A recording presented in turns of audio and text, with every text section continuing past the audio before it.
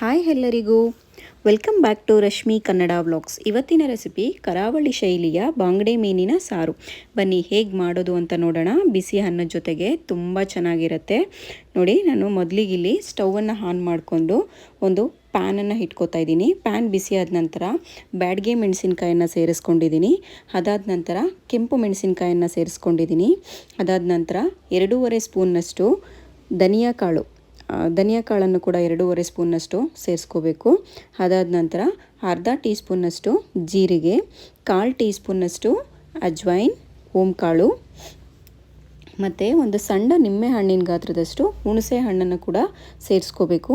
ಇದಿಷ್ಟನ್ನು ಚೆನ್ನಾಗಿ ಒಂದು 5 ನಿಮಿಷಗಳಷ್ಟು ಕಾಲ ಇದನ್ನು ಡ್ರೈ ರೋಸ್ಟ್ ಮಾಡ್ಕೋಬೇಕಾಗತ್ತೆ. ಎಣ್ಣೆಯನ್ನು ಸೇರಿಸ್ದೇನೆ ಹಾಗೆ ಹುರ್ಕೋಬೇಕಾಗತ್ತೆ. ಡ್ರೈ ರೋಸ್ಟನ್ನು ಮಾಡ್ಕೋಬೇಕು. ಸೊ ಡ್ರೈ ರೋಸ್ಟನ್ನು ಮಾಡಿಕೊಂಡು ಇದನ್ನು ತಣ್ಣಗಾಗೋದಕ್ಕೆ ಬಿಡಬೇಕಾಗತ್ತೆ. ಸ್ಟವನ್ನು ಆಫ್ ಮಾಡಿ ಈಗ ನಾನು ಮಿಕ್ಸಿ ಜಾರಿಗೆ 1 ಇಂಚಷ್ಟು ಕಟ್ ಮಾಡಿ ಇಟ್ಕೊಂಡಿರುವಂಥ ಶುಂಠಿಯನ್ನು ಹಾಕ್ಕೋತಾ ಇದ್ದೀನಿ. ಅದಾದ ನಂತರ ಒಂದು ಅರ್ಧ ಕಪ್ಪಷ್ಟು ತೆಂಗಿನ ತುರಿಯನ್ನು ಕೂಡ ಸೇರಿಸ್ಕೋತಾ ಇದ್ದೀನಿ. ಈಗ ನಾವು ಏನು ಡ್ರೈ ರೋಸ್ಟ್ ಮಾಡಿ ಇಟ್ಕೊಂಡಿದ್ವಲ್ಲ ಎಲ್ಲ ಇಂಗ್ರೀಡಿಯೆಂಟ್ಸ್ನೂ ನಾವು ಮಿಕ್ಸಿ ಜಾರ್ಗೆ ಸೇರಿಸ್ಕೊಂಡು ನುಣ್ಣಗೆ ಫೈನ್ ಪೇಸ್ಟಾಗಿ ರುಬ್ಕೋಬೇಕಾಗತ್ತೆ. ಎಷ್ಟು ನುಣ್ಣಗಾಗುತ್ತೋ ಅಷ್ಟು ಟೇಸ್ಟ್ ಬರುತ್ತೆ. ಸೊ ಅದಾದ ನಂತರ ಈಗ ನಾನು ಮತ್ತೆ ಸ್ಟವನ್ನು ಆನ್ ಮಾಡಿಕೊಂಡು ಇನ್ನೊಂದು ಕಡಾಯಿಯನ್ನು ಇಟ್ಕೊಂಡು ಒಂದು 3 ಟೇಬಲ್ ಸ್ಪೂನ್ ಆಗೋಷ್ಟು ಎಣ್ಣೆಯನ್ನು ಸೇರಿಸಿದ್ದೀನಿ. ಈಗ ಎಣ್ಣೆ ಬಿಸಿಯಾದ ನಂತರ ಸಾಸಿವೆ ಸೇರಿಸ್ಕೊಂಡಿದ್ದೀನಿ. ಸಾಸಿವೆ ಸ್ವಲ್ಪ ಚಿಟಪಟ ಆದ ನಂತರ ಸ್ವಲ್ಪ ಮೆಂತ್ಯ ಕಾಳನ್ನು ಸೇರಿಸ್ಕೊಂಡಿದ್ದೀನಿ. ಮೆಂತ್ಯವನ್ನು ಸೇರಿಸೋದ್ರಿಂದ ಪರಿಮಳ ಚೆನ್ನಾಗಿರುತ್ತೆ. ಅದಾದ ನಂತರ ಈರುಳ್ಳಿಯನ್ನು ಸೇರಿಸ್ಕೊಂಡಿದ್ದೀನಿ. ನೋಡಿ, ಈರುಳ್ಳಿಯನ್ನು ಸೇರಿಸ್ಕೊಂಡು ಚೆನ್ನಾಗಿ ಮಿಕ್ಸ್ ಮಾಡ್ಕೋಬೇಕು. ಈರುಳ್ಳಿಯನ್ನು ಸ್ವಲ್ಪ ಲೈಟ್ ಬ್ರೌನ್ ಬರೋ ಹಾಗೆ ನಾವು ಫ್ರೈ ಮಾಡ್ಕೋಬೇಕು. ಈಗ ಒಂದು 2 ಹಸಿರು ಮೆಣಸಿನ್ಕಾಯಿನ ಸ್ಪ್ಲಿಟ್ ಮಾಡಿ ಸೇರಿಸ್ಕೊಂಡಿದ್ದೀನಿ. ಅದನ್ನು ಕೂಡ ಮಿಕ್ಸ್ ಮಾಡ್ಕೋತಾ ಇದ್ದೀನಿ. ಈಗ ಸ್ವಲ್ಪ ಹಸಿ ಕರಿಬೇವು ಫ್ರೆಶ್ ಆಗಿದ್ದರೆ ಸೇರಿಸ್ಕೊಳ್ಳಿ, ತುಂಬ ಚೆನ್ನಾಗಿರುತ್ತೆ. ಸೊ ಈಗ ಮತ್ತು ನಾನು ಏನು ಮಿಕ್ಸಿಯಲ್ಲಿ ರುಬ್ಬಿಟ್ಕೊಂಡಿದ್ವಲ್ಲ ಆ ಪೇಸ್ಟನ್ನು, ಮಸಾಲೆ ಪೇಸ್ಟನ್ನು ಸೇರಿಸ್ಕೊಂಡಿದ್ದೀನಿ.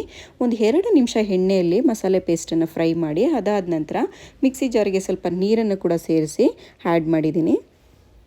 ನೋಡಿ, ಈ ಥರ ನೀವು ನಿಮ್ಮ ಕನ್ಸಿಸ್ಟೆನ್ಸಿಗೆ ಎಷ್ಟು ನೀರು ಬೇಕೋ ಅಷ್ಟನ್ನು ಸೇರಿಸ್ಕೊಳ್ಳಿ.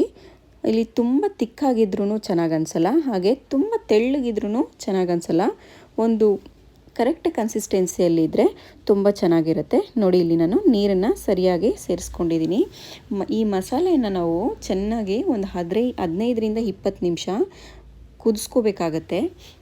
ಯಾಕೆಂದರೆ ಮೀನು ತುಂಬಾ ಬೇಗ ಬೆಂದು ಹೋಗಿಬಿಡುತ್ತೆ.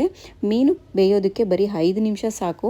ಅಷ್ಟರೊಳಗಡೆ ನಾವು ಅದಕ್ಕೂ ಮುಂಚೆನೇ ಮಸಾಲೆನ ಚೆನ್ನಾಗಿ ಕುದಿಸಿದ್ರೆ ಚೆನ್ನಾಗಿರುತ್ತೆ. ಇಲ್ಲಾಂದರೆ ಹಸಿ ವಾಸನೆ ಬಂದುಬಿಡುತ್ತೆ, ಚೆನ್ನಾಗಿರೋದಿಲ್ಲ. ನೋಡಿ, ಈಗ ಉಪ್ಪನ್ನು ಕೂಡ ಸೇರಿಸ್ಕೊತಾ ಇದ್ದೀನಿ. ಉಪ್ಪನ್ನು ಸೇರಿಸ್ಕೊಂಡು ಚೆನ್ನಾಗಿ ಕುದಿಸ್ಕೋಬೇಕಾಗತ್ತೆ. ನೋಡಿ, ಇಲ್ಲಿ ಕುದಿ ಬರ್ತಾ ಇದೆ. ನೋಡಿ, ಕುದಿ ಬಂದಾದ ನಂತರ ನೋಡಿ ಎಷ್ಟು ಚೆನ್ನಾಗಿ ಕುದಿ ಬರ್ತಾ ಇದೆ ಅಂತ.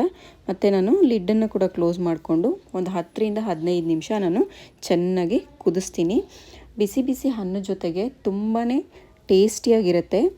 ಇನ್ನು ಯಾರ್ಯಾರೆಲ್ಲ ನಮ್ಮ ಚಾನಲನ್ನು ಸಬ್ಸ್ಕ್ರೈಬ್ ಮಾಡ್ಕೊಂಡಿಲ್ಲ, ದಯವಿಟ್ಟು ನಮ್ಮ ಚಾನಲನ್ನು ಸಬ್ಸ್ಕ್ರೈಬ್ ಮಾಡ್ಕೊಳ್ಳಿ. ವಿಡಿಯೋ ಇಷ್ಟ ಆದರೆ ಕಮೆಂಟ್ ಮಾಡಿ, ಲೈಕ್ ಮಾಡಿ. ನೀವು ಟ್ರೈ ಮಾಡಿ ಮನೆಯಲ್ಲಿ ಹೇಗೆ ಬಂದಿತ್ತು ಅಂತ ನನಗೆ ಕಮೆಂಟಲ್ಲಿ ತಿಳಿಸ್ಕೊಡಿ. ನೋಡಿ, ಈಗ ಇನ್ನೂ ಕುದಿ ಬರ್ತಾ ಇದೆ. ಈಗ ನೋಡಿ ಎಷ್ಟು ಚೆನ್ನಾಗಿ ಕುದಿ ಬರ್ತಾ ಇದೆ ಅಂತ. ಈ ಸ್ಟೇಜಲ್ಲಿ ನೀವೇನಾದರೂ ಉಪ್ಪು, ಖಾರ ಅಥವಾ ಏನಾದರೂ ಬೇಕಿದ್ದರೆ ಅಡ್ಜಸ್ಟ್ ಮಾಡ್ಕೋಬೋದು. ನೋಡಿ, ಈಗ ಚೆನ್ನಾಗಿ ಒಳ್ಳೆ ಕುದಿ ಬಂದಿದೆ. ಈಗ ನಾನು ಫಿಶನ್ನು ಸೇರಿಸ್ಕೋತಾ ಇದ್ದೀನಿ. ನಾನಿಲ್ಲಿ ಒಂದು ಅರ್ಧ ಕೆಜಿಯಷ್ಟು ಬಾಂಗಡೆ ಮೀನನ್ನು ತೊಗೊಂಡು ಚೆನ್ನಾಗಿ ತೊಳೆದು ಇಟ್ಕೊಂಡಿದ್ದೆ. ಈಗ ಅದನ್ನು ಬಾಂಗಡೆ ಮೀನನ್ನು ಕೂಡ ಸೇರಿಸಿದ್ದೀನಿ. ನೋಡಿ, ಹೀಗೆ ಮತ್ತೆ ನಾನು ಲಿಡ್ಡನ್ನು ಕ್ಲೋಸ್ ಮಾಡಿ ಒಂದು 5 ನಿಮಿಷ ಮುಚ್ಚಿ ಒಂದು 5 ನಿಮಿಷ ಬೇಯಿಸ್ಕೊಂಡ್ರೆ ಸೂಪರ್ ಟೇಸ್ಟಿಯಾಗಿರುವಂಥ ಕರಾವಳಿ ಶೈಲಿಯ ಬಾಂಗಡೆ ಮೀನಿನ ಸಾರು ರೆಡಿ ಆಗಿಬಿಡುತ್ತೆ.